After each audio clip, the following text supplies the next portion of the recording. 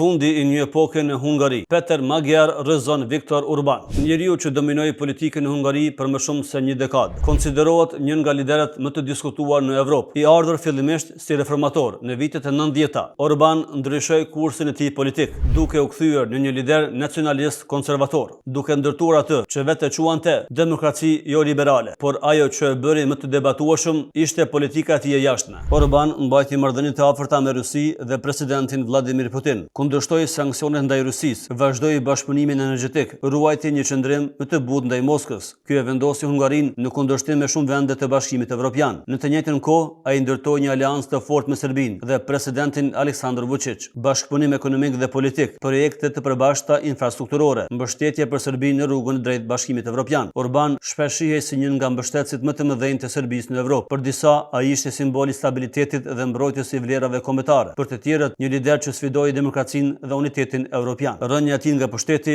shënon fundin e një epoke. Orban ishte në krye të pushtetit për 15 vite me radhë. Zgjedhjet i fitoi opozita, e udhëhequr nga Peter Magyar.